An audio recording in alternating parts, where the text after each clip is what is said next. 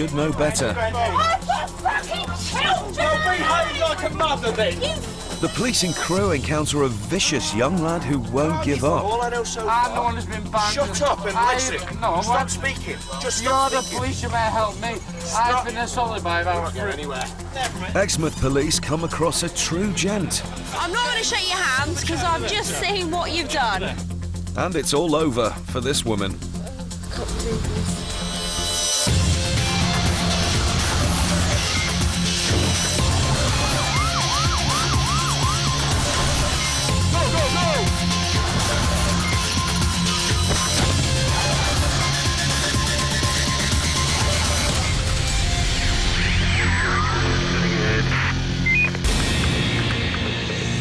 In the past decade, assaults against police officers in the UK have been on the increase. Each week, 300 officers are attacked whilst on duty, sometimes resulting in serious injuries. Being a night cop often means putting your life on the line when faced with the risk of being attacked by an overzealous member of the public. One team who know all about the perils of policing are the tactical team in Canterbury. These officers have first-hand experience of the weekend crowds and know what to expect from a typical night out on the lash. It can either go one or two ways. It can be very good-humoured, and it'll be a few slaps on wrists and a few people sent home with their tail between their legs. Or unfortunately, it may be necessary that we step it up a little bit and they come into custody, but hopefully not. It's chucking out time, and the team are called to an alleged assault outside a bar. When they arrive, a group are accusing this woman of dragging their friend along the street by her hair. And there's even evidence to prove it. Charming. The woman is pleading her innocence, and there's a whole lot of confusion over who actually took the first punch. But Scott's priority is to prevent another brawl from breaking out. No, just trying to establish it at the moment. We've got them, the gentleman there making allegations that someone may have assaulted his girlfriend.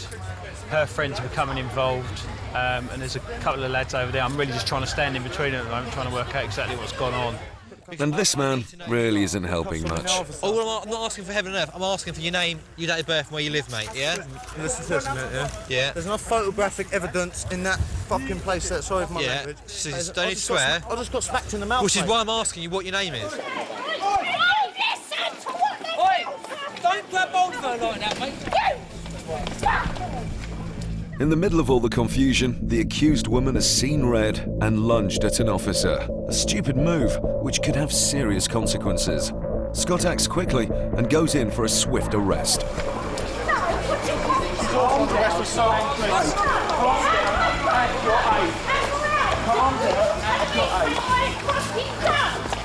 What were you telling me? Say I ain't fucking done it. Calm down. Don't make it any worse. But they've got a battle on their hands with this little firecracker. Don't make it any worse. No. Calm down. Calm down. Calm down. I have talked to you. No, we're going to further arrest you for assaulting a police officer. You know what?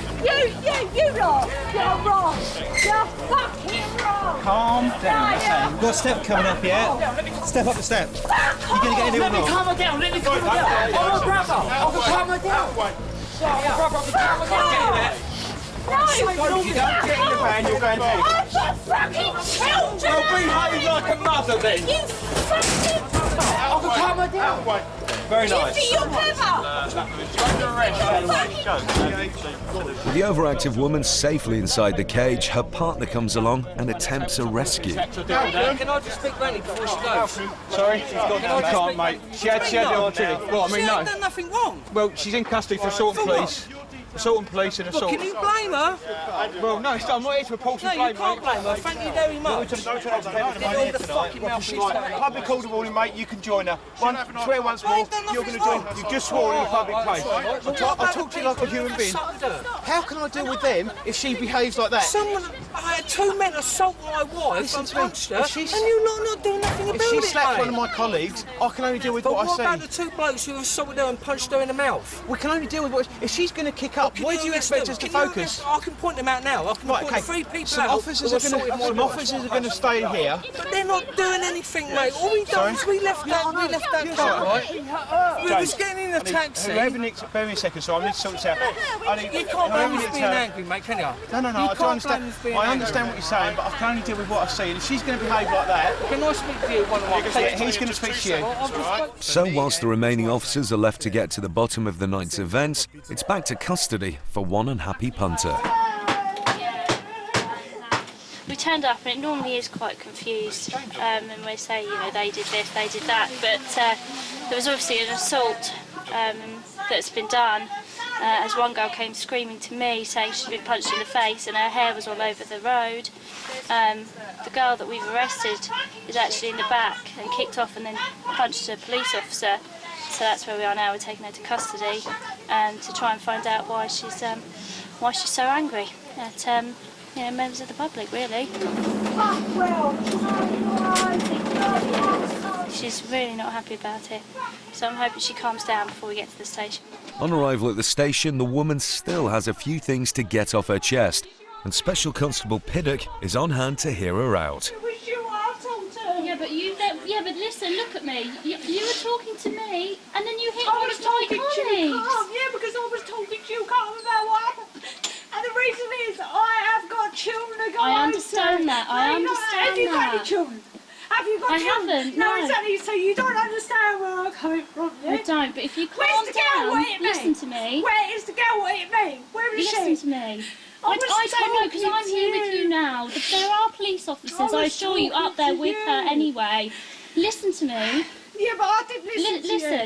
Listen. I listened to you earlier, look where I am. If you'd have calmed down, I you would was have been calm. here. You weren't at all when I was turned calm. up. When I turned People up. was coming out and saying to you that I got hit first. People was coming out and telling you that. But if I've already got the suspicion, it's our duty, isn't it? Well, I'm going to prevent her from hitting me. I held on to her to stop her hitting me. I don't know her from... I don't know that girl. I've come from out of the snooker club, yeah? I've not come from out of this. I was talking to you. It's one thing having a bit of argy-bargy with a fellow street brawler, but it's another to attack a police officer. Because, fucking hell, I've come out of the snooker club, yeah? Me and my boyfriend went to the snooker club because I ain't seen him for a while. I've come out in a taxi. Smash up the side of the Contrary to popular belief, the law is the same with regards to an assault on a police officer as it is on a member of the public. But in the eyes of the police, it should be dealt with differently. I think police officers tend to have a higher expectation that an assault on a police officer is treated more seriously when it comes to sentencing. And I would support their view on that, and I wouldn't isolate police officers either. I think the public needs to understand that police officers are basically the last line of defence. And I think the court should use more severe sentencing with assaults against public sector workers who are providing care for, and support for the local community. Which is why this woman faces not 1, but 2 counts of assault and more than just a slap on the wrist. Scott and the team head back out to the cobbled street. They've heard that a man's been thrown out of a pub and want to make sure that his drunken behaviour doesn't erupt into violence. But he's got 1 or 2 things to say about the police. Well, everyone's a critic, but by swearing at the police, this guy is 1 step closer to a night in a cell. Do not swear in the street, do you understand that? You've been thrown out of the pub down the road. We're aware of that. No, I never. We're aware of that. No, I never. Okay, I'm telling you, I never got thrown out of the keep pub. your language down or you will be arrested. Do you understand that? Yes. Good man. Move on your way. Good night. Having given the mouthy bloke a good talking to, the police are happy to send him on his way. But he's not quite ready to leave. Have you got something you wish to say? I'm talking to her. Yeah, but you're pointing here, so I just wonder, have you got anything you wish to say? Anyone would think he wants to get arrested. Right, okay. That'll do it. You're now drunk and disorderly. You're now drunk and disorderly, mate. You cannot tell us to fuck off. I'm sorry. I was talking to her. No, you weren't. You directly told us to fuck I off. was talking to her. I was talking to her. Get in. I was talking to her. Call come through from the town beat radio, basically saying there was a drunk mob in the jigs from a pub. We went and approached him. We saw it. My colleague, PC Hodges, he was given a public order warning. He was offered the opportunity to walk away, plenty of finger pointing and gesticulating, and then he saw again, therefore he got arrested for being drunk and disorderly. Turn around here, she told us to fuck off. Okay. I'm afraid you can't do that. Aye, right, keep going. OK, take a seat. Coming up, the overactive youth whose overactive mouth pushes the police to the edge. Calm yourself down. Do you know how to shut your mouth? I know you are. Well, shut it then. Just shut up. I'm not shutting my mouth. No, I'm not around here. The woman who loses her nerve and her judgment. I think we all know that it's going to come back as positive. No, I'm panicking. You only live round the corner, didn't you? I know. And the polite gent whose friendly introduction doesn't wash with the police. Hello. I'm not going to shake your hands because I've just seen what you've done.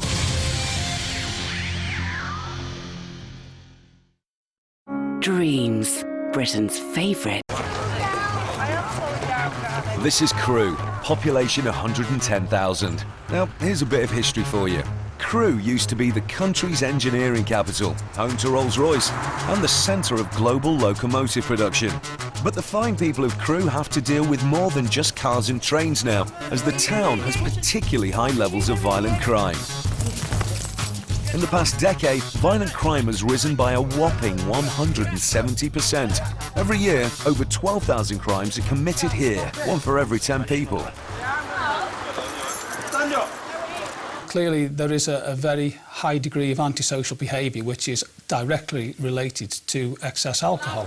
What we certainly are seeing is a disregard for law and order, and that's why we have to redouble our efforts and make sure that we are enforcing the law where it needs to be enforced. Tonight, PC's Vicky Evans and Mark Atlassi are responding to a report of a brawl in a residential street. We're going to a fight in progress. Number of people involved, apparently a female and a male been assaulted. We don't really know much more detail than that, or what it's all about.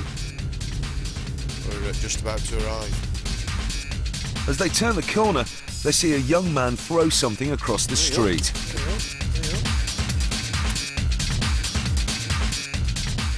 What are you doing? It seems the bloodied and agitated young man has been the victim of an assault. With damaged property at the scene, it's obvious that something else has happened prior to the arrival of the night cops. But they have to deal with the offence they've witnessed first. Yeah, OK. What were you throwing over there, then? Phone, you're driving the police, I didn't want enough to do with it. He's just been drunk. Stand here, mate, stand here. Do you know him? No, why you Do you know him? I was sitting on your phone. Right. He's just launched her phone. She didn't even know it. Got the T-shirt. Right, you've just launched somebody else's phone there, fella. Yeah, because they're trying to ring... Yeah, do you know this girl? No, they're trying to ring more boys. So why are you launching her phone? I thought they're trying to get more boys after me. You're locked up, mate. It turns out that's a lady from over the road who's actually come out to help this lad.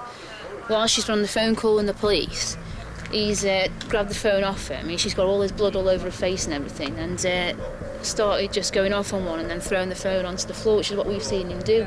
I thought this girl was trying to get more boys to attack me. I just stood and watched the whole... Well, if you're trying to help me get the police, I'm sorry, yeah? Why am I getting... I'm not getting attacked. In an attempt to restore peace to the street, the police arrest the lad, but this only adds fuel to the fire. Fuck me, you arrest me then. And that is not getting you anywhere, so calm down. I swear down, I'm going to follow you. Get down on there. Get down on the ground. Despite claiming to be a victim, the lad has done himself no favours. Calm yourself down. I'm fucking ass, that doesn't... I've done nothing wrong, and I swear down. And you're the one that's behaving like an idiot, so calm down. I'm going to be the one who's doing court, you know. Calm down. After causing criminal damage, swearing at the officers and resisting arrest, the police are left with no other option but to forcibly restrain the lad. I am calm. I'm not being violent. I'm not, am I? I'm just talking. All I know so far... I'm the one who's been banned. Shut up and listen. No, stop speaking. Just stop speaking. You're the police, you better help me. Stop. I've been assaulted by about... We're not going anywhere. The lad seems incapable of calming down and letting PC Lassie talk to him. Then, in his heightened state of anxiety, he begins to threaten the officers. Some people that could kill you, I swear now. Please just fucking... Just stop speaking! Do you know how to shut your mouth? I know, do I... Well, shut it then, just shut up! No, I'm not shutting my mouth, no, because I'm not in the wrong here. You tell her, yeah, you... Geezer, what no, hurts? Please stop. I'm not even touching you. What do you mean what hurts, man? That fucking wrist there you got on. Right, I'm not touching your wrist. I know, it's fucking hurts. The injured lad is clearly in quite a state and isn't making much sense. Please. They're loose. You just fucking, you know for a fact They're you loose. when you hurt me. You fucking, why you Geezer, they fucking hurt now. You know what I'm saying? A normal wrist wouldn't hurt me like that. Geezer, look at this. Fucking stop. Because the lad's behaviour is so volatile, the officers have no choice but to radio for assistance. Within minutes, backup arrives, but the police still try to calm him down before moving him. Let this girl listen to you. I'm listening to her. Yeah, you listen to you. You're not fucking All she's done is say exactly the same thing as me, which is just to calm down. No, Don't do that again. What do you mean done? I've got fucking blood all over me. Oh, you fucking, what are you doing that for? Don't spit when you've got blood, mate. Yeah, I've got blood all over my fucking mouth. All over me, all over anybody After a else. prolonged attempt to pacify the lad and find out what has actually happened, the two night cops finally lose their patience when he spits blood. I don't have anyone spitting blood all over me, you know what I mean? You never know what people have got, so it's just something that's not going to happen. Excuse me, officer. What am I getting arrested? Normal police procedure would have both night cops wearing protective gloves to avoid getting the suspect's blood on themselves.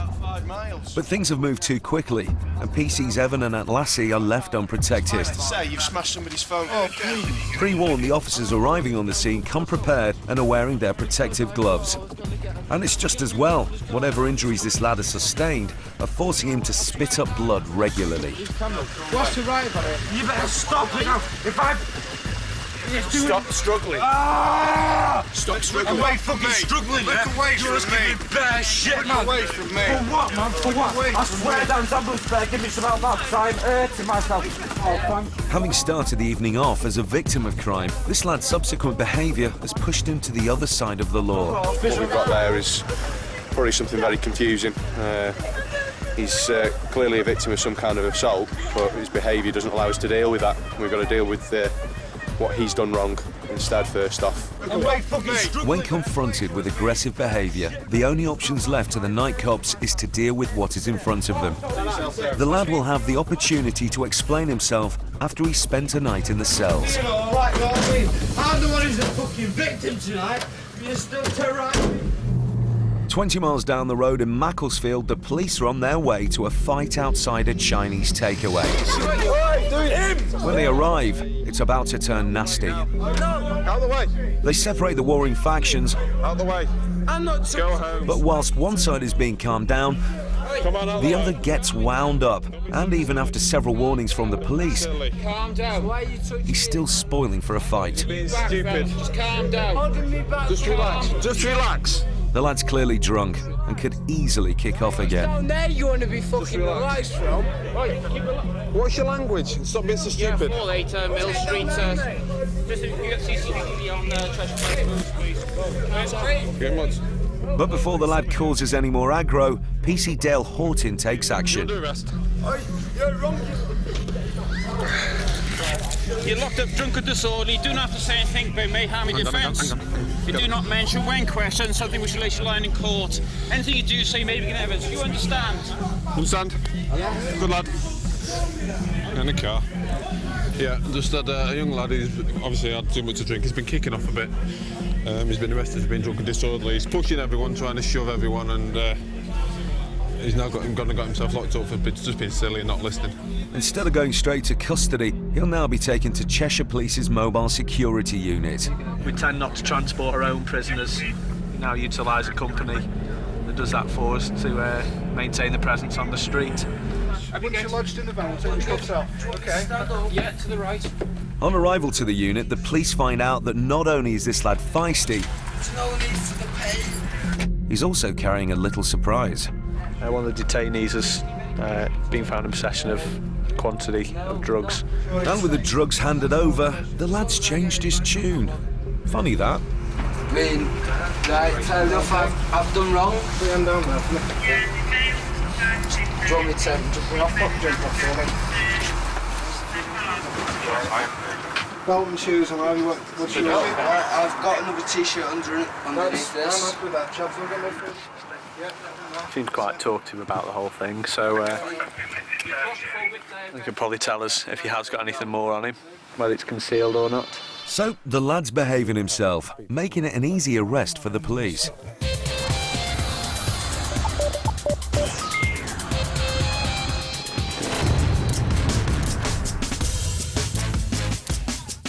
There are a total of 80,000 arrests made each year for drunk and disorderly behaviour. General stupidity, acts of aggression, and sometimes serious violence can take up hours of police time. And with 44% of all crime being alcohol-related, drunk and disorderly behaviour is an offence that the police are intent on cracking down on. At the end of last year, to help the police nip wayward drunken behaviour in the bud, the Home Office issued a set of guidelines on how to spot a drunk person. Some might say it's pretty damn obvious, but just in case you've never been out on a Saturday night, you might want to pay attention. Number 1, look for a noticeable change in behaviour. Hey mate, you alright fella? What's your name, mate? He's getting a rip. Number 2, too much alcohol can cause a lack of judgment. Shut up, you fucking Hey. Number 3, loss of coordination. This could be anything from swaying or staggering to even falling down. Almost there now with number 4, and that's decreased alertness. Can you sit yourself up? And finally, number 5, beware of an unkempt and dishevelled appearance. Nice. One team who know a thing or two about catching the drunk and disorderly in the act is PC Pauline Beer and her 2 colleagues from late shift. Spotting bladder behaviour is a regular event for them. The next 3.5 hours will hopefully bring us some public order and shift to go quick.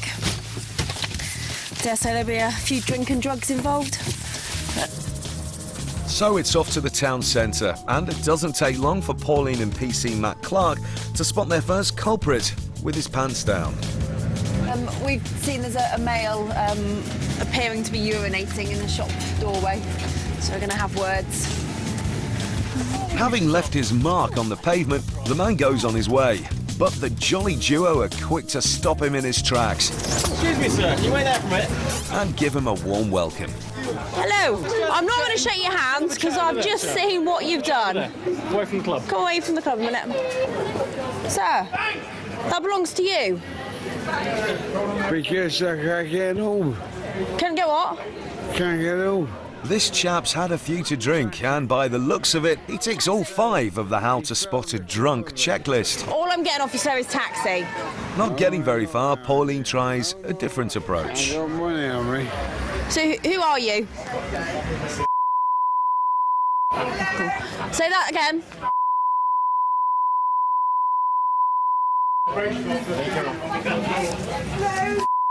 And your second name? This could take some time.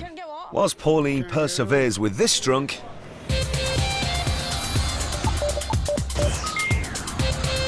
"200 miles away in Wrexham, Sergeant Heidi Stokes and her team are getting reports of an assault in a nightclub. She punched a woman inside the manageress of the club. I just got to find out if she's going to make a complaint. The club bouncers had managed to catch the boozed-up man. With the arrival of the police, they just hand him over. At the moment, there's a male in the back of the van. He's apparently thumped a female who's one of the managers from the licensed premises. She's being spoken to at the moment to establish exactly what's happened. Once that's established, obviously the male will be conveyed back to custody. It's quite frightening, the effects that alcohol has on people and just the total lack of control that people have as a result of it. And it's because of this man's lack of control that he finds himself at lockup.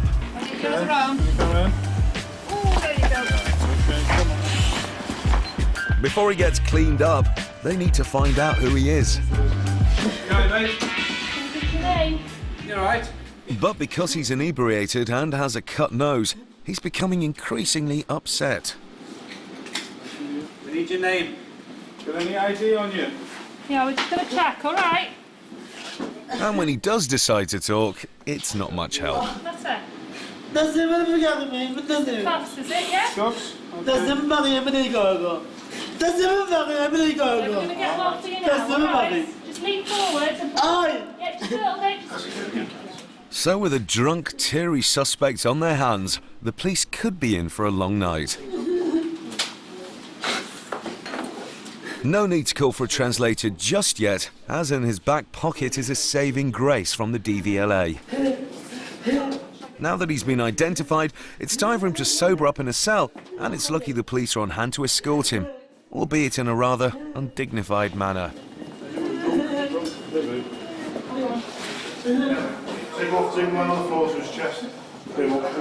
With a nice warm cell and a change of clothes, the man is left to sleep it off. Back in Exmouth, the team are still dealing with their own communication problems. Remember him? The fine gentleman my colleague's speaking to has been weeing in the doorway, as you can see. It's all been caught on CCTV, which is just up on the top of that pole over there. Just going to see if we can find out who he is, first of all. It's the first step of the game. Matt, come here, Tick. Spell your second name to my colleague, because I'm not getting it. Anything at all. Driver's licence, passport, bank card. Where's your birthday?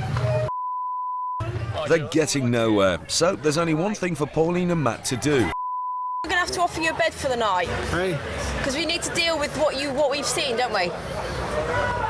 And you can't go around weeing on doors in the middle of town, can you? No. Because I can't verify who you are, I'm arresting you for drunk and disorderly. Do not have to say anything, but may harm your defence, but do not mention when questioned something which you later rely on in court. Anything you do say may be given in evidence. Do you understand? It slowly dawns on the man that his night on the tiles is coming to an end. Take a step up there. Right. But he's not going quietly. I've got no idea what you're saying. What the fuck? No. Hey, come on. Back it in. You bastard. He puts up a fight, but even a man that drunk knows he hasn't got a chance. Don't resist against the cuffs or you will hurt yourself, all right? Do you understand that? Why am I going to get out? You know why you're going to whatever you just said. Right, come on. Right, step up on the edge and then take a seat on there. Can you take these off? No, not until we get to custody. Right, You decided to up the ante. Come on, up you go. That's it, higher. A bit more. That's the fella. Push on. That's him. Right, sit yourself down there. Can you take these off, please? There's certain criteria that we've got to fill in order to give, like, you know, a ticket on the street. He couldn't fill that criteria because he couldn't understand what he was saying and he had no ID. So he's got to go to custody for the night until he sobers up. So it's back to the station for a cosy night in the cells. Yeah, there's no need to get excited, is there? And look my eyes. Yeah, we will be. As soon as we get indoors. Keep going, keep going. There you go, Rog. Comfy bed for the night. That's it. All to yourself. With the evening's excitement out of the way, the suspect seems quite happy to get his head down for the night. That's it. Sit yourself down. That's your loo, mate. No, you don't want that now. Yeah, you get your head down, get some sleep. Right then. A drunk elderly gent peeing in a doorway is perhaps one of the lighter cases that the night cops will have to deal with. But drunk people in their actions can have much more severe consequences, especially when it involves driving a vehicle.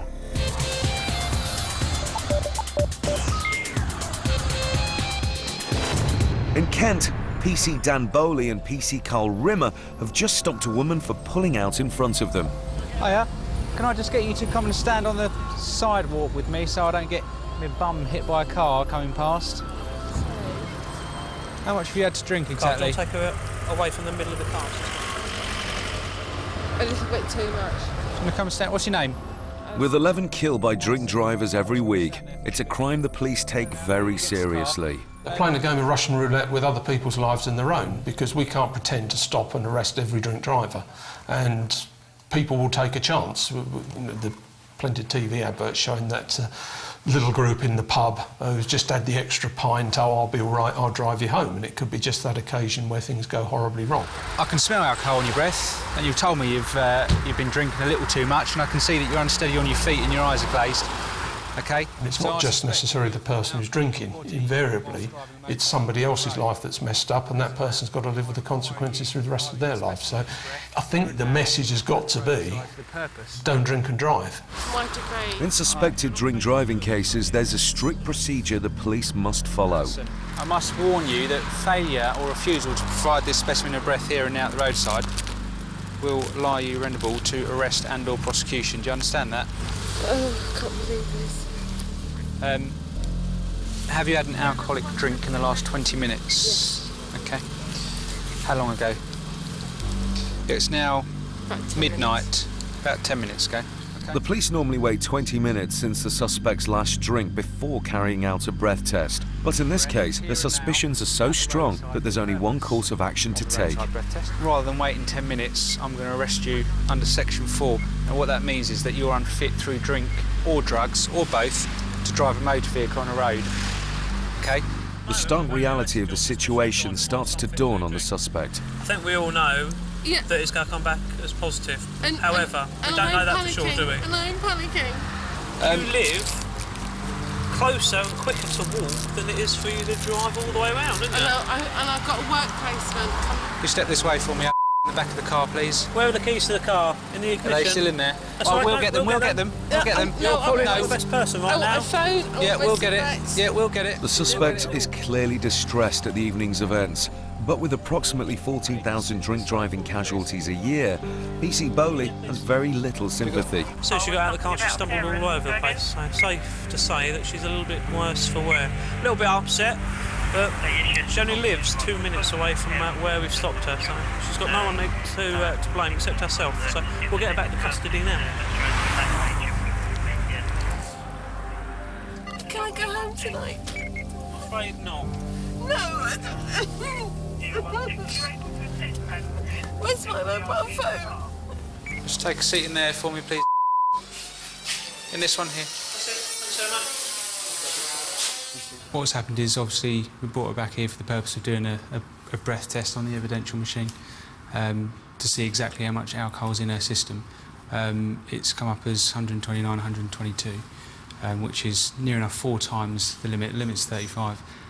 So for tonight, she'll be staying in one of our lovely ensuite rooms because she's too intoxicated to be dealt with tonight, so it's not a good day for her, really.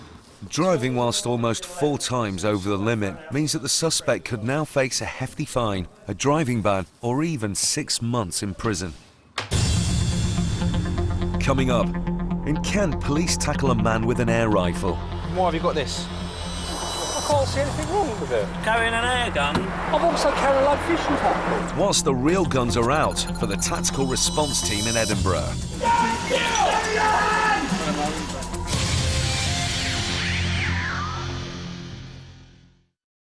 Dreams, Britain's favourite bed specialist. This is the story of one of nature's great foods, the oats in Quaker Oats. In many ways, a super grain.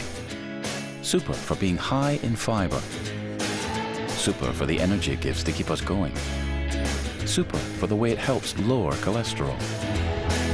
Super for how it makes us feel super. Quaker Oats, and oats so simple. Did I say it? Over 850,000 people and vehicles are stopped and searched every year. Under the Police and Criminal Evidence Act, 1984, officers have the right to stop and search any vehicle if they have suspicions. Tonight being no exception, in Kent, PC's Carl Rimmer and Dan Bowley are about to pull over their first suspect.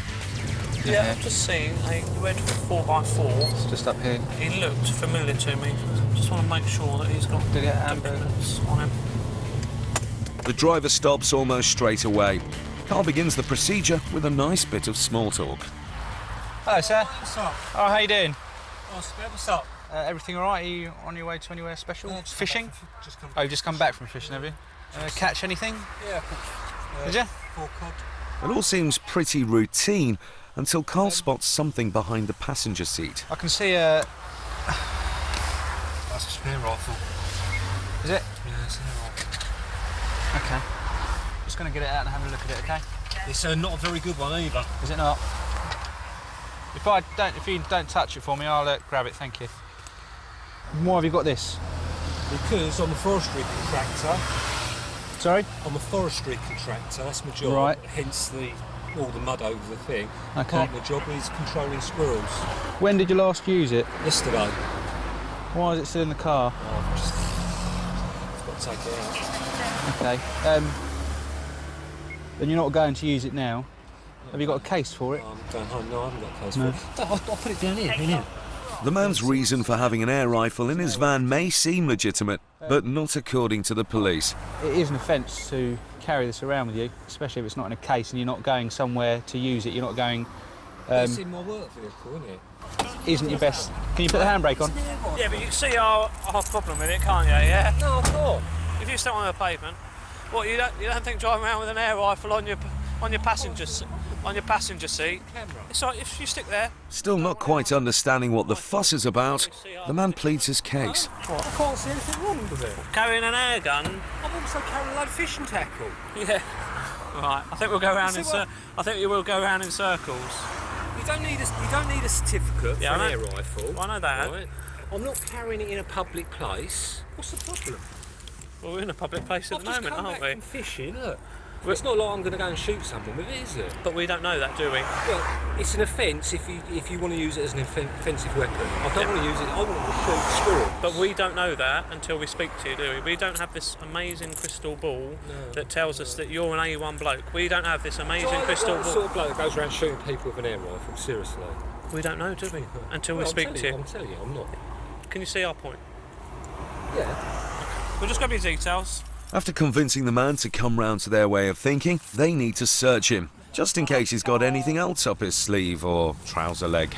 Just doing our job, sir. It's, Carl, do you want to deal with him however you deal with him for the rifle, and I'll... With the search done and dusted, PC Carl Rimmer gives the man some free legal advice. The defence that you may have is the fact that maybe you're driving somewhere where you're going to use it, right, OK? Carrying it in a public place because you've got to take it out of your car is not a good enough excuse. That's what I'm telling you.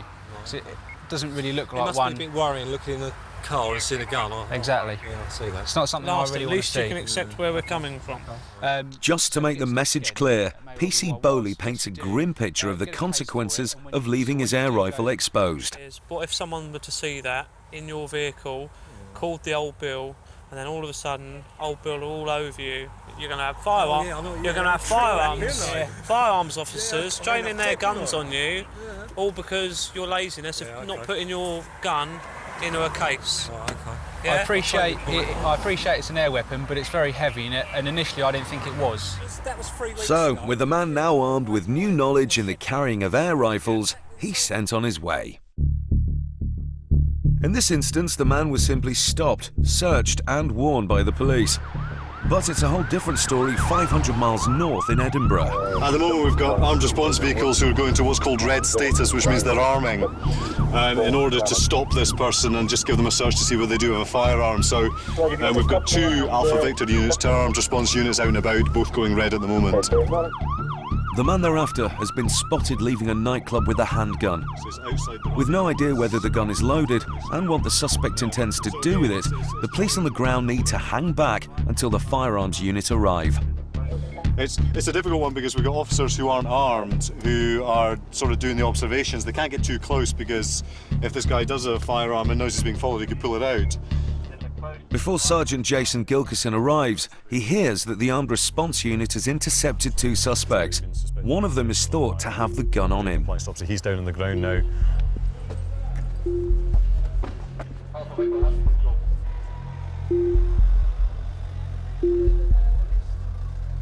With 3 Heckler & Koch submachine guns pointed at the lads, one sudden move from them could be fatal. One of the officers has bravely approached the suspects in order to conduct a search. Once the first suspect is handcuffed, the officer then carefully retrieves what looks to be a handgun. With the suspect still under the watchful eye of the firearms officers, the weapon is placed safely out of reach.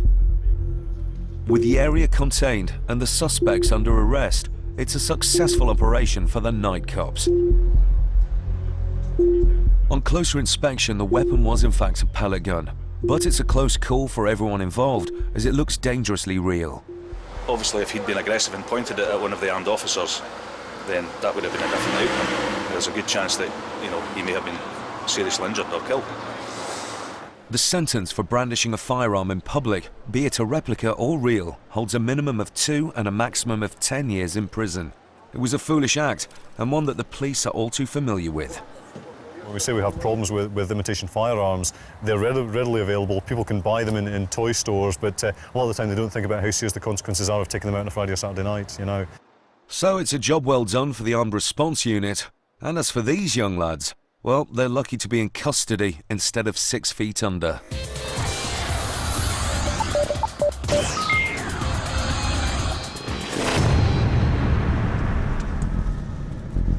In Colwyn Bay, it's been a quiet shift for night cops Dave Williams and Kelly Hughes.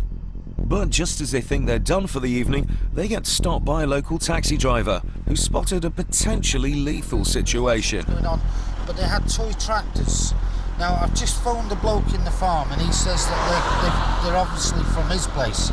He's just on the phone now reporting it. Taxi drivers are an invaluable source of information for the night cops, and tonight their knowledge of the local area could prove vital in stopping a disaster.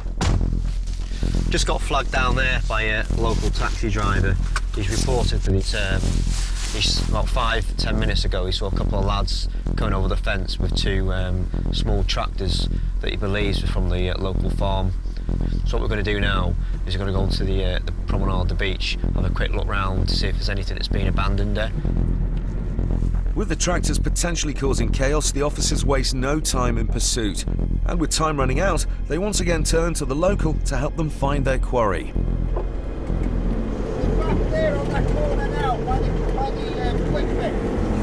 The 2 lads with the tractors. The taxi driver's information has proved invaluable as time finally runs out for Colwyn Bay's very own Butch Cassidy and the Sundance Kid. Look at them go.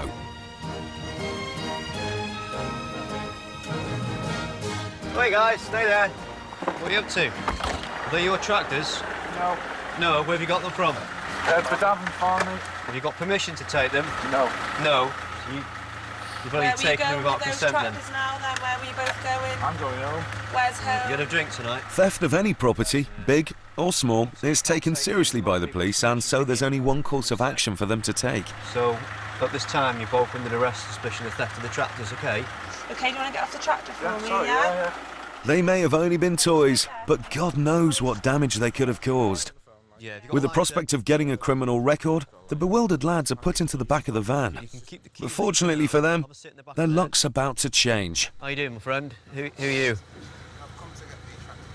they belong to you, do you? Yeah, they belong to the farm. All it is that we had a party up at the farm. Right, okay. So do you know if these 2 lads were at the party? Yes, they were. They were? At the party, yes. All right. All they're doing is they were just having fun with the tractors. Right, okay. Hi, guys. Have you been to a party at the farm tonight? Yeah. You have? Right, okay.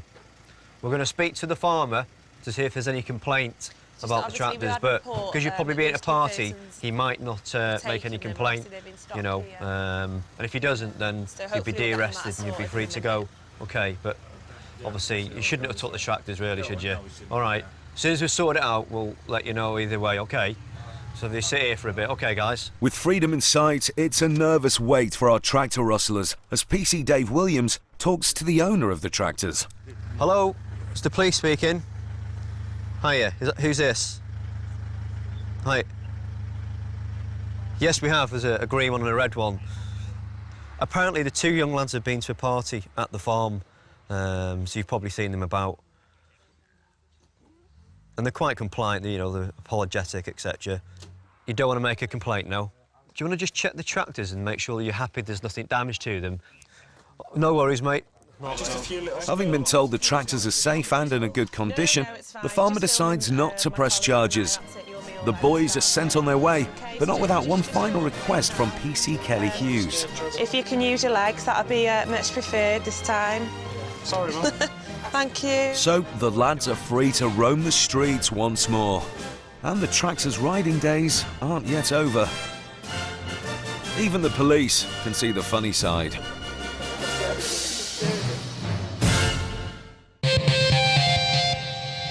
Coming up next time, Margate police encounter a young lad who needs to learn his P's and Q's. What's your name, bruv? What's your name, bruv? What's your fucking name, bruv? The wheels come off this kid's hot rod antics. So if you don't want your car to be seized, don't let your buffoon mates drive around in your car. There's only one deterrent that'll stop this drunk. Right, mate. Fucking hell, something like that. And in Torquay, we meet one extremely lucky driver. I could have killed someone tonight. Could have killed someone. The Christmas Rush producing. Over 60% of crime in the UK occurs after dark. Oh, I haven't. I swear. Right, well, you're going to get searched now. Taking the police into our town centres to patrol the nighttime revellers. I'm not resisting! But on an average night, it's not only the drunks and clubbers that officers will have to deal with. In tonight's Night Cops, Margate police encounter a young lad who needs to learn his P's and Q's. What's your name, bruv? What's your name, bruv? What's your fucking name, bruv? People like spending money. The wheels come off this kid's hot rod antics. If you don't want your car to be seized, don't let your buffoon mates drive around in your car. There's only one deterrent that'll stop this drunk. Right, mate. Fucking hell, something like that. And in Torquay, we meet one extremely lucky driver. Killed someone tonight. Could have killed someone.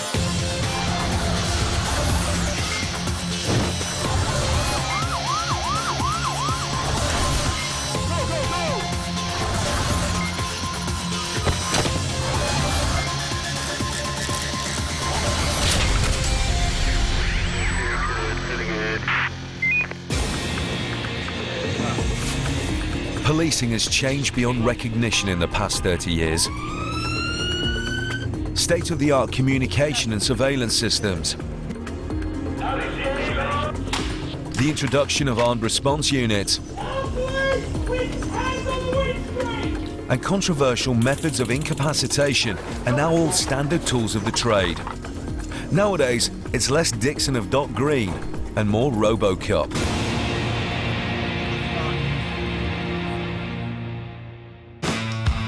In Exmouth, though, the Night Cops like a bit of both.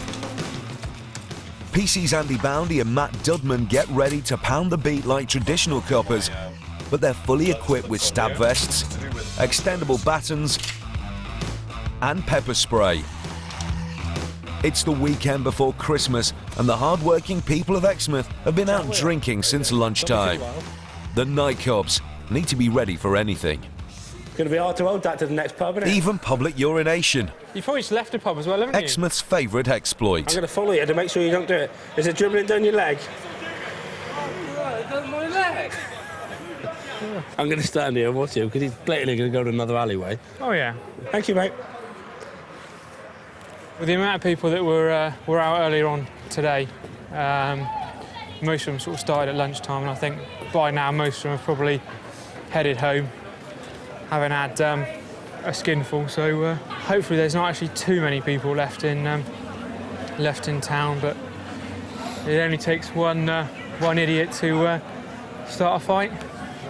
But as PC Dudman turns the corner, it becomes obvious where all the people have gone.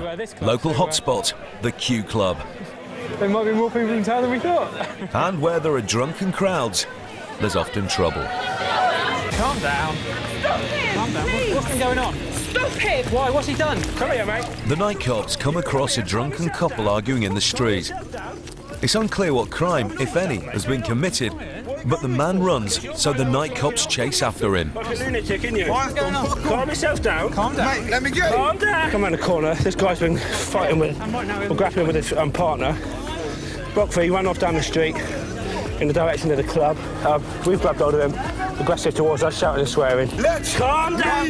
Go. Calm down, or you're going to get yourself nicked, aren't you? Right, calm yourself down or we're going to spray you. What are you going to nick me for? We've got an easy drunken disorderly at the moment, mate. D&D at the least. The night cops don't know why he's acting like a bull in a china shop, but they do know one thing. He's nicked. Oh, he's coming in. He's coming in. No, he's coming in. What's going on? What are you grabbing me for? Because you're fine off. The night cops encounter drunks every night, and they're trained to deal with them in a calm manner. But when a man as large, strong, and drunk as this starts to lose control, it's time to open the special bag of tricks.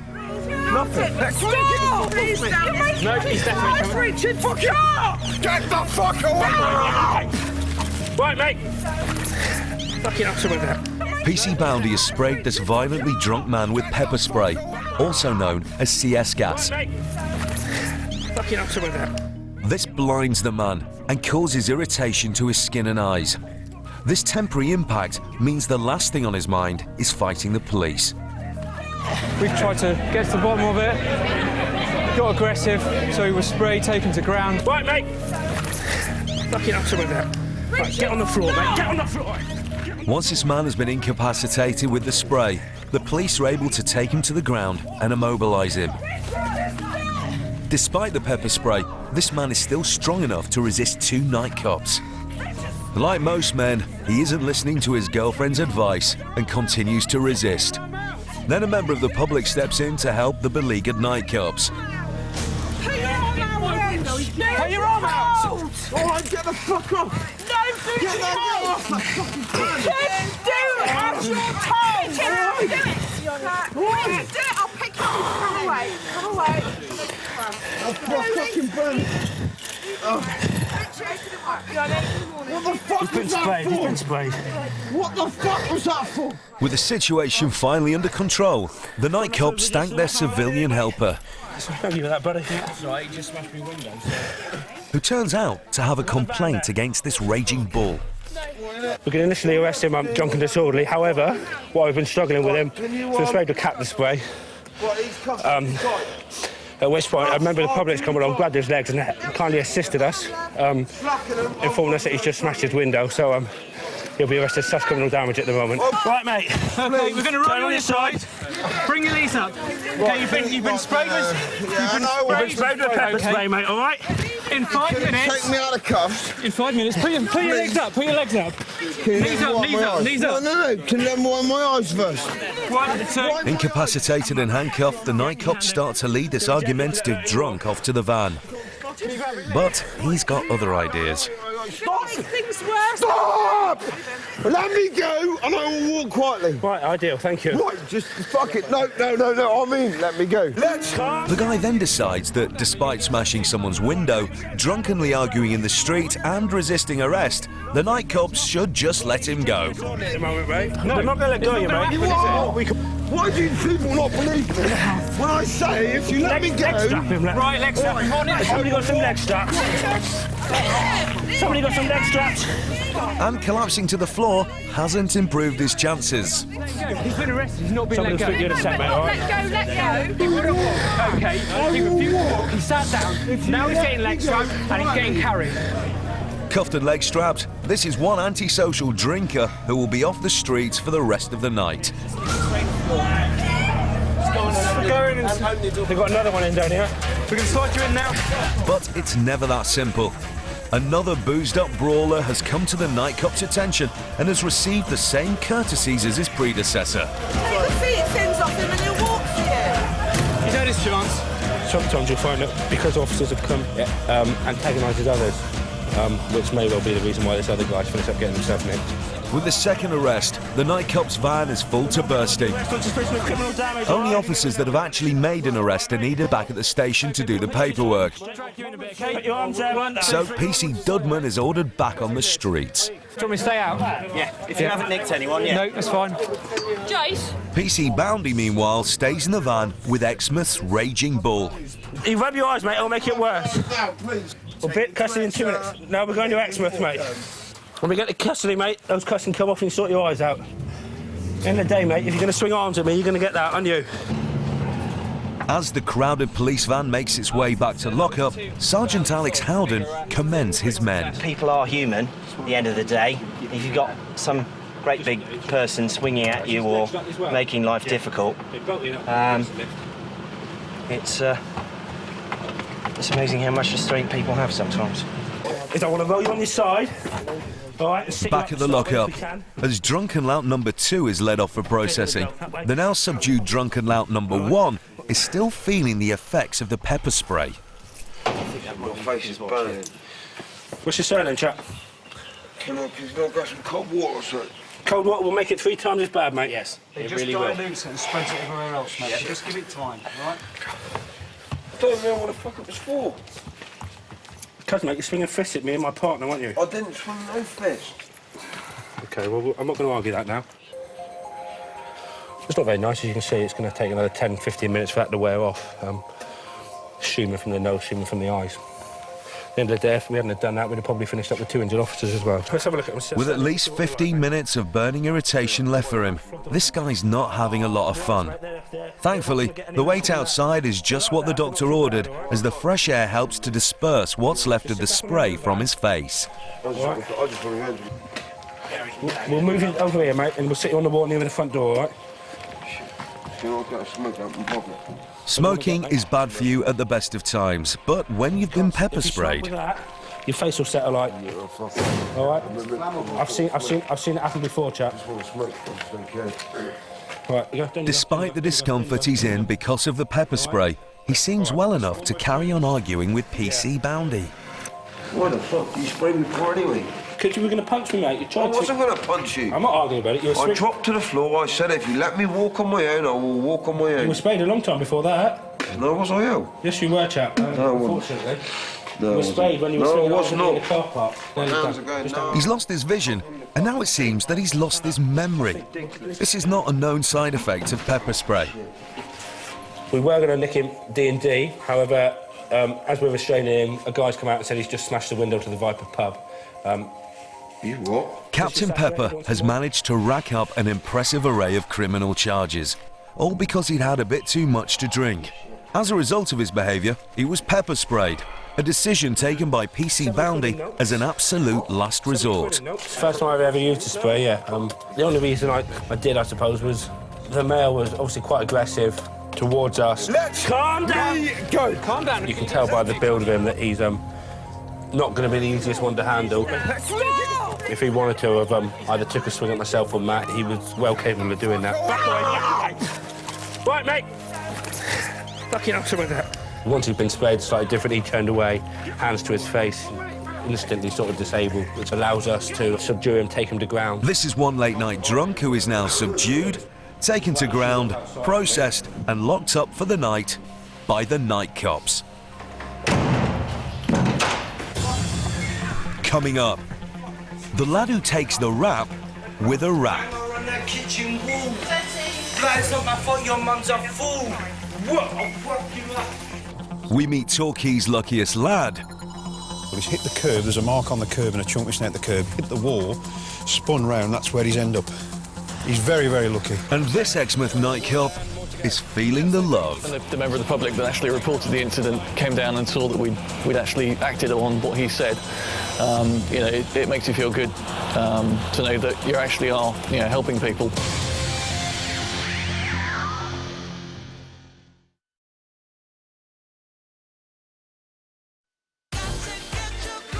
A new you in 4 weeks? We've teamed up with Slimming World to bring you a brand new weight loss plan that lets you eat the food you love. Easy to follow recipes, tips and inspiration that could help you lose weight. Your first glossy plan is free inside Saturday's Daily Mirror. There's only one true match for me, and it's perfect. True Match from L'Oreal has the technology to match your skin's unique tone and undertone. That's why our 20 super blendable shades go not just from light to dark, but warm to cool. It matches more than any other. True Match from L'Oreal Paris. And for an instantly refined complexion, prep with Studio Secrets Primer. Skin feels smoother, looks resurfaced. Studio Secrets Primer from L'Oreal. Hello. Hi, Rachel. How are you? I'm fine. How are you? Great. great. Oh, what are you up to? Oh, you know, just finishing the shopping, picking the kids up from school, taking them swimming. Then we got people over for dinner tonight. What about you? Well, I'm going away for work. Actually, himself wasn't injured or killed, and obviously other members of the public or anybody else's vehicle. He's very, very lucky. Lucky to be alive, more like. A third of road deaths are caused by drivers under 25, and newly qualified drivers are statistically at the greatest risk. This is due to overconfidence, poor risk assessment, mobile phone use, and driving while drunk can be a bit of a problem as well. Idiots. This lad has good reason to cry. Having failed a roadside test, he's looking at a definite ban and a possible 6 months in jail. On top of that, if he's convicted, he'll have to retake the test he's only just passed. As the young man is driven off to lockup, he tells the night cops even more damning information about his vehicle. With no handbrake, no bow tyres, no back reverse lights. The steering wheel was loose. I stood bored of it. What was I doing? Eh? Yeah, exactly. What was I doing? The thing is, what you've got to... My fault. What you've got to look at is that you're not injured and nobody else is injured. Yeah, but I could have injured someone. Yeah, but you didn't. I could have. But you didn't. I could have. But you didn't. I could have fucking killed someone. No, but you didn't, son, all right? Come on. So not only has this young man made a decision to drive while drunk, he's decided to drive drunk in a car he knows to be in dangerously bad repair. Did a roadside breath test and struck a... Although the young man is clearly repentant of his actions, the night cops have a responsibility to other road users and pedestrians to keep drunk and irresponsible drivers off the road. So he was arrested at 2 o'clock by myself at 3958 for supplying that positive breath test. He's been brought here for a prompt and effective investigation to be continued. As he is processed, the seriousness of what he has done starts to sink in. Sorry? I just want to go home. Yeah, I appreciate that. Will you just call tonight? Do you want to... But the problem is, you bought the car. I didn't have the test on me.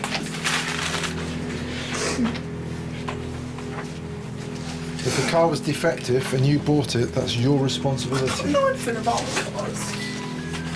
Maybe you should have learnt about cars before you took the car out. The MOT is due this month. The shoes. We've got to kill a bird tonight. Take your shoes off for me, please, This is Luke. going in my record, sir. At the present moment, you're only under arrest so we can continue the investigation. We have to put you on the... Hang on, Luke, listen to me. Listen to me. We have to put you onto... Listen to me. We have to put you onto the large breath test machine first. All right? When we've done that and we've got a result from that machine, we'll then decide what we're going to do with you. Okay? I'm sorry. It's all right. Take your shoes off for me, please. Although the roadside breath test has given a blood alcohol content reading over twice the legal limit, it is only a rough indication of the level of intoxication. At the station, the next step is to test this young lad's alcohol level on the large machine, which gives a more precise reading. Legal limit is 35. Within Devon Cork Constabulary, we don't prosecute anybody until they go over 40. If the result stands between 40 and 50, then you have the option of disregarding this and taking a blood sample instead. Okay? Let's see what the result is on here before we start worrying ourselves. From work. So how many drinks do you think you had? 2 or 3. 2 or 3. It's either the stress of being arrested, or maybe our boy just has a bad memory. His alcohol intake has just leapt from 1 pint to 3 since he was questioned at the roadside. He now has to take the breath test 3 times to give the cops an average reading, before telling them something they already knew. I could have killed someone tonight. Could have killed someone. Okay, the result, look, is 79.72, so you're over twice the legal limit. What? Twice the legal limit. Tonight, this young lad has learnt not to buy a defective car, not to drive it recklessly, and not to do so whilst drunk. However, there is one further lesson that he is about to learn. It depends on what the court decide to give you. The fact that I'm going to go to court for this? Yes, you will go to court. You'll be in court next Thursday. What? Yes. That's the punishment you get, mate, for drinking too much and then driving a car.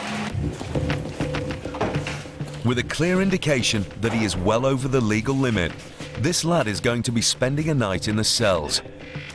It's a situation that neither PC Cassidy or PC Hunter are happy to see. It was this lad's first time in his new car, but experience tells them that they did what they had to do. It's a very silly boy. It's a very silly boy. Yeah, he's only had his licence for, what did he say, 2 weeks? 2 weeks. And he said it had taken a long time to actually get his licence. He's working in a bar. From what he said, he's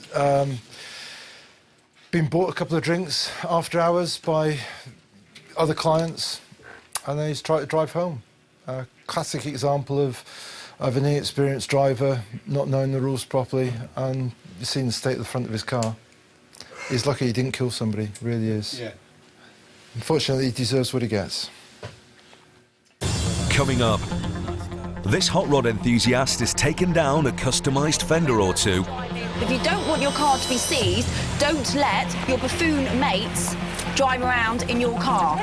And how spending a penny can cost you a small fortune. Oh, come on. 80 quid for that.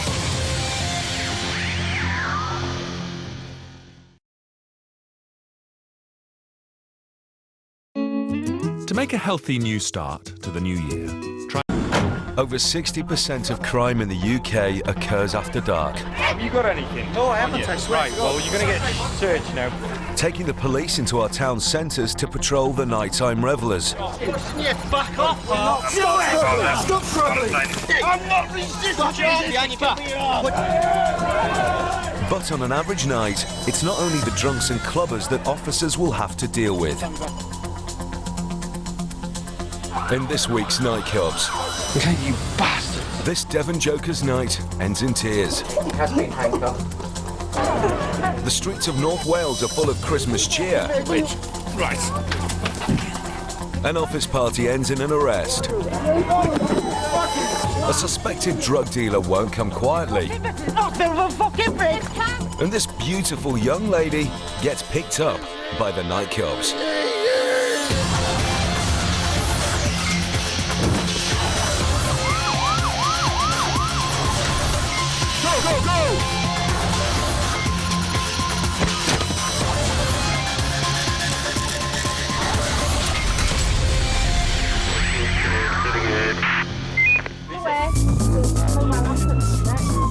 On a typical weekend in North Wales, the streets are packed with drunken revellers.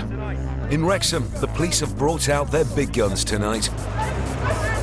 Chief Constable Brunstrom and Inspector Beasley are more used to giving orders than arresting drunks, but they're out on the streets tonight and trouble's not far away.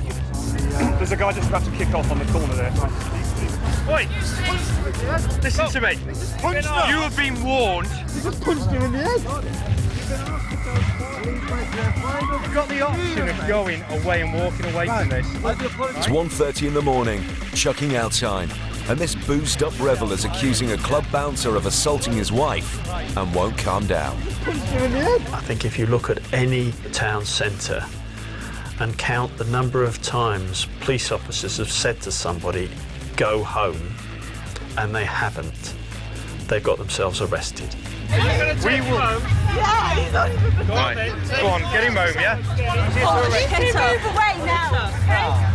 I'm making a point. Guys, go away. Blackpool Club. Listen, Blackpool boys. Blackpool Club. Blackpool boys. Asking to be arrested in front of Chief Constable Brunstrom, the most senior officer in the whole of North Wales, could be seen as a foolish move. I walked away. Not seriously. The senior officer happily gives his men orders and a full briefing in the art of putting on handcuffs. Take him to the floor if need be. Hold enough time.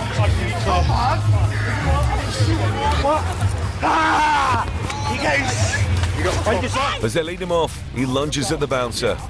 Seems like the police made a good call in taking him off the streets. Stop shouting!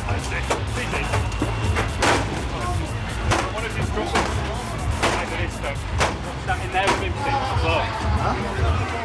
right. Yeah, basically there was a bit of a disturbance in the club.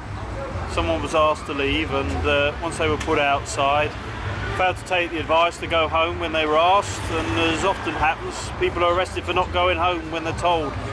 But clearly the individual was bent on getting back at people that put him out of the club, and eventually you've got to decide whether it's easier to take people into custody, and that's what happened in this case. Clearly he got very violent. There's obviously an indication that drink's involved, and he's going to spend the night in custody. I think so. When they get back to the lockup, the police are taking no chances and have put together quite a welcoming committee. The officers are armed with CS gas should things take a turn for the worse. Yes. Listen, we're going to get you out of the cage now, okay? Just calm yourself down, okay? We've got a reception committee here, so calm yourself down, yeah? We've got some spray ready, what are you? You do the spray, please. Come on, mate. Just bring yourself out. Nice and calm. Yeah, we will. Okay, all right, we'll come on out then. Right, nice and gentle, come on. Make sure I don't fall over. Okay, all right, nice and gentle. I'll just hold you so you don't fall, all right? Nice and gentle. 1 foot at a time. Put your foot down now. Hold this foot here. There we go. You got that, yeah? Other foot on there. Other foot on there now. Right, you go. Nice and gentle, check the opening cage. That's it. Lovely. There we go. Right. All right, mate. Yeah. Good lad.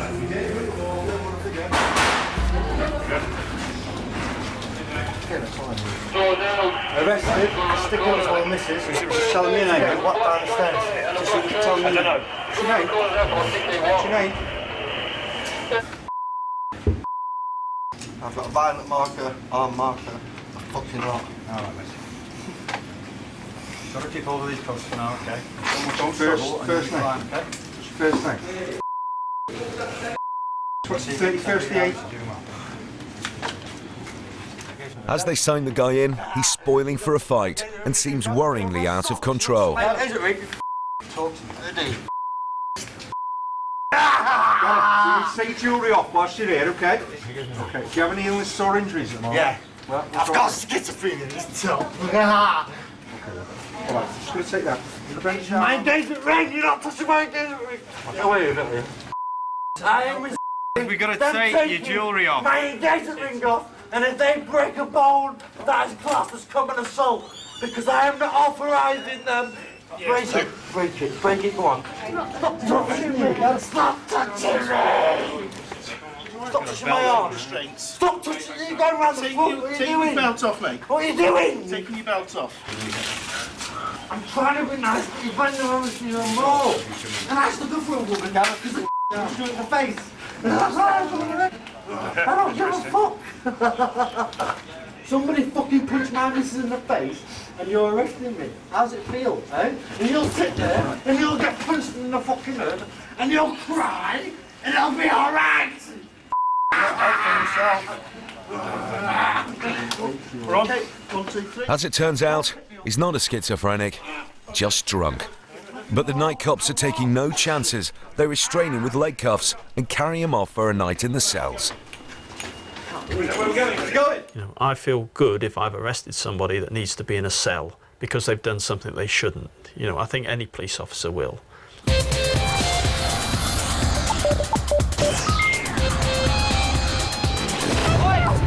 Of the 5.5 million crimes recorded in the UK every year, at least 1 million are committed by re-offenders. That's at a cost of £11 billion a year. It's a problem that affects forces up and down the country. It's 9 o'clock in Torquay in the week before Christmas. PC's Cassidy and Humphreys are making their way to an incident that's unfolding at the town's hospital.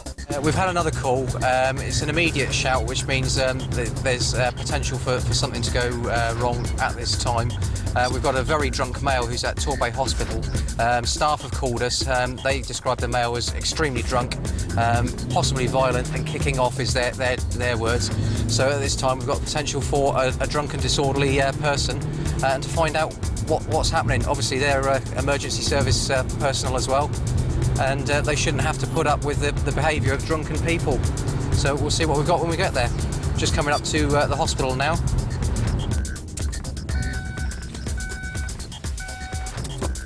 Code 6 Hospital. They arrive and are welcomed by a familiar face. Hello, buddy. Mr. Why does it have to be you, Mr. I don't know. Are you going to get up, Mr. and are you going to start walking away? Or would you like to spend another night in custody with our fair selves? I'll tell you what, you're looking more like Father Christmas every day, aren't you? Yeah, where's the wig come from? Come on, up you go. Are you able to walk? Yes, of course. Yeah? Are you wishing everybody? Yeah. Mr. Are you able to walk? Are you able to make it home by yourself? What are you doing up here anyway? What did you come up for? It's not a plan. It's not a plan. It's not a plan? No, it's not a thing I do. I want to go in a shop and buy a newspaper. Right. Because funny enough, they don't sell cider up here for you though, do they? So come on, off the premises. Let's go to the door. Thank you very much. Are you arrested? Not if you can walk. Well, why are you not back? Come on. Start walking, Mr. Come on. Don't keep your arms down. So come on, make your way. The nightclubs do their best to send the Santa wannabe on his way. Which seems to work, but not for long. As now, he's starting to feel a bit peckish. Yeah, well, they don't offer you food. They do? No, they don't. No. They don't. They offer food to patients. You are not a patient. You are just a drunken fool. Come on. A drunken fool. You are. Come on, start walking. You're not going back inside. Bollocks. He's drunk and incapable of looking after himself. It is ridiculous. It's not. It is. I like your jewellery though. That's different. You're not usually wearing that. Little tribal design there. Where have you taken that from? Don't accuse me! The man's antics are now concerning the night cops, and they decide that it's in his and everyone else's interest to nick him. Take yourself a seat, Mr. Who's this lady? Go on. Sit yourself down. Yeah, tell him to scratch Put your that. feet in. We'll take him in the car. I'll go in the back with him and... 5 minutes later, and the blonde bombshell has arrived at lockup.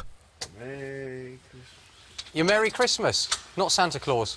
That's hence the blonde wig. Your Merry Christmas. No. Merry Christmas, as he's now affectionately known, seems to be at home in the cell, which is of no surprise, as for the past year, it pretty much has been. Take yourself a comfy seat. He's quite proud of the fact, if you ask him how many times he's been arrested this year, he'll tell you 295 times. He's what we call a persistent person who has a problem with alcohol. He's not a bad or a nasty person, but obviously alcohol makes him the way he is. Our problem with Mr. is that he'll go out and he'll commit very minor crime just to get a bed. Yes. And the last time I arrested him was in Woolworths. He actually stole a Christmas tree and urinated all over the magazine rack in Woolworths, which was very, very nice. When he sobers up, he's a nice guy. But and he's agreeing with me. But that is Mr. I'm just crazy. He's here so often, he's actually got a cell with his name written on the door now. Come on. Now wigless, this man is going to spend yet another night in a cell, and no doubt wake up in the morning with a cracking headache. Although not as much of a headache as the one the night cops will have in processing his case. You see, on average, it takes them 2 hours to put an assailant into lockup and another 2 hours to do the paperwork. So tonight, Merry Christmas's drunken antics is costing the police 4 man-hours. Times that by the 295 times he's been arrested in the past year, and that's the equivalent of 30 weeks of one police officer's time. And that doesn't take into account the time he'll spend in front of a magistrate. he has to go to court. There's no other way of dealing with him. And he knows as well as we do that when he goes to court, inevitably what he'll get is a fine of £40. He's got no means to pay, at which point the court will say, OK, well, you've got to spend 1 day in custody. And by the time he's been to court, he will have spent his day in custody. So he's then released to do it all over again. It is a vicious circle for people like that. So it's very difficult. But it is time wasting. It's not necessarily a waste of time in terms of we've put him somewhere safe for his own well-being and also the well-being of members of the public, but there are other members of the public who require our attention probably more than he does. So it is an awful lot of time that is taken up with dealing with somebody for something so simple as being drunk and incapable. Coming up, it's Mad Friday in Wrexham. Just get in there to get warm. It is what it says on the packet. It's a mad night. You see people really that cannot look after themselves. This Christmas revelers off for a night in the cells. Hey, calm yourself down. Behave yourself. And this man's not happy about his encounter with the night cops. Not the fucking